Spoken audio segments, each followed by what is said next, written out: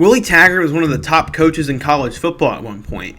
He helped build South Florida football back up and had a great season at Oregon. So when Jimbo Fisher left Florida State to take the Texas A&M job, many thought that Taggart was going to keep the Seminoles tradition alive, but he was run out of town pretty quickly, and a lot of people have forgotten him.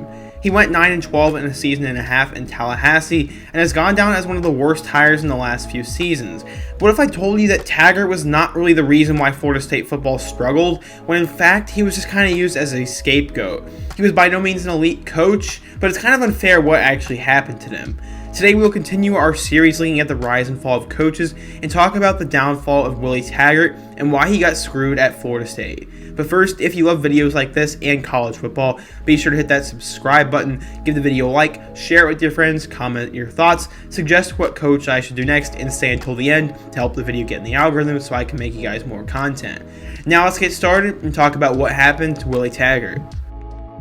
Let's quickly go back and understand his story, as Willie grew up in Florida and loved football from a young age. He became a star high school football player for Manatee High School, and he was good enough that he was going to be able to play college football. He played for Western Kentucky and is one of only 3 WKU players in the previous 50 years to be a 4-year starter at the position. He's one of only 4 Hilltoppers to ever have his jersey retired, and in each of his last 2 college seasons, he was a finalist for the prestigious Walter Payton Award. The NFL was never going to be a thing for him though, and he immediately decided to go into coaching. From 1998 to 2006, he served as an assistant under Jack Harbaugh at Western Kentucky and was quickly becoming an up-and-coming name. When Jim Harbaugh was hired at Stanford, he got hired as the running back coach and did a great job there. He helped develop Toby Gerhart into one of the best backs in college football, and he was a Heisman finalist. He also became a big-time recruiter, and then he got his opportunity to go back to Western Kentucky and became their head coach. In his first year, he broke a 26-game losing streak as the Hilltoppers went 2-10. In 2011, Taggart led WKU to a 7-5 season, where the Hilltoppers lost the first 4 games of the year, but they would win 7 of their last 8, and they were not invited to a bowl for some reason. In 2012, he broke out and led them to a 7-5 record, where they played Central Michigan in the Little Caesars Bowl. He would not coach their bowl game though, because he took the head coaching job at USF, and then Jeff Brom came in to replace him at Western Kentucky, and Taggart left the program in a good spot. He took over at USF, but he would have some serious work to do. They went 2-10 in their first year, and then 4-8 in their second year, and he would need to make a change. He brought in some new coordinators, and finally had some playmakers emerge in his 3rd season. Quentin Flowers became a star quarterback, Marlon Mack was a difference maker at running back, and Rodney Adams became the top target in the passing game. The Bulls improved to 7-5 on the year, and they actually lost to Western Kentucky in the Miami Beach Bowl. Going into Taggart's 4th year, there was a lot of hype around the program. Along with Adams, Marquez Valdez-Scantling broke out at wide receiver, and the Bulls got to a 10-2 record. This was the first time in program history that they had won over 10 games in a season, and this was the best year in USF history. Taggart was seen as one of the top coaches in the country, and he was going to get a bigger job. Charlie Strong took over at USF, and Taggart was hired to replace Mark Helfrich at Oregon.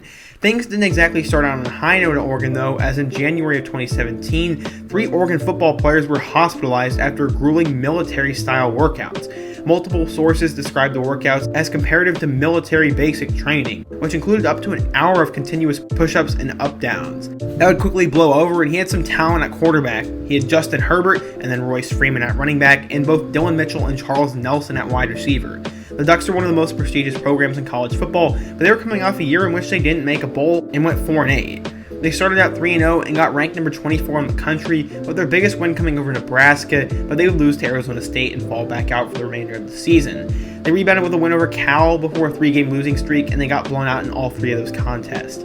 After a win over Utah, they lost to Washington before finishing the season with 2 wins to get all the way to 7-5. They got selected to play in the Las Vegas Bowl, where they lost to number 25 Boise State. It was a pretty successful year, and he had a lot of young weapons and a really good coordinator in Mario Cristobal, but a job would open up that would change everything for Willie. Jimbo Fisher left for Texas A&M, and the Florida State job opened up, and it was a dream job for him. He wound up leaving Eugene for Tallahassee and would have a lot of work ahead of him, a lot of work that he probably didn't even know existed.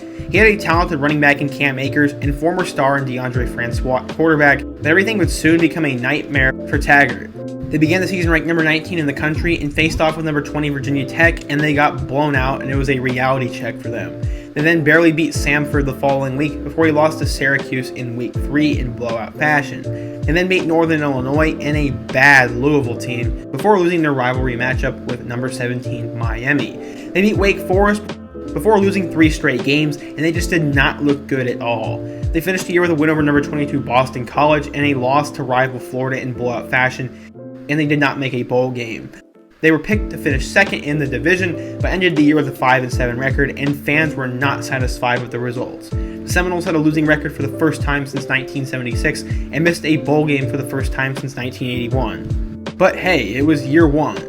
They brought in Alex Hornibrook from Wisconsin and Jordan Travis from Louisville, but James Blackman was their guy at quarterback in 2019. They lost to Hank Bachmeier and Boise State in their first game, and then beat Louisiana Monroe in overtime because of a missed extra point, and that was embarrassing for the program. Nothing had changed, and people already wanted Taggart fired after that one. They would beat Louisville, NC State, and Syracuse, but after a 4-5 start, Taggart was canned, and his time at Florida State was done. You may think that this was all his fault, but in fact, I think Taggart was the scapegoat for all the problems that are still clearly visible at Florida State today. He can thank Jimbo Fisher, as he was known as a fishy coach and not the most moral dude, and the culture at Florida State was in bad shape. Taggart was apparently stunned at the team's casual approach to academics when he arrived, and they had the worst academic progress rate in the FBS and were on the brink of an automatic bowl ban, which would make things even harder for him. His initial statement, he said to the Florida State fans, also set the bar way too high.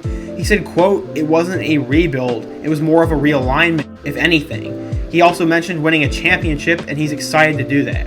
He basically said there was going to be no fall off for Florida State football, and he was going to come in there and continue what they had done, and oh boy would he regret that one. Taggart would miss on the 2 most important hires he had to make in the offensive coordinator and defensive coordinator positions. Walt Bell was horrible as the offensive coordinator, and they wanted Mike Locksley there but didn't get him. And then they got Michigan State defensive coordinator Harlan Bennett, and he was a bad defensive coordinator, and his specialty was the secondary, and they never looked good. They had an awful offensive line, and the quarterback position was a mess. He never signed a quarterback in recruiting and had never found the right dual threat guy to run his spread style offense, and they missed out on Sam Howell, who flipped from Florida State to North Carolina. He missed out on a lot of high-end prospects, and he wasn't really keeping up with their Plan B guys, so he had to settle for Plan C talent. And recruiting was not where the fans wanted it to be. Little things like penalties, players not being hydrated enough, and lack of preparedness really hurt him too. So what all was his fault? Well, the team needed to be more prepared. He definitely had some issues in recruiting, and the hires were technically on him, but he couldn't control what the coordinators did. He could not control the horrible academic progress rate.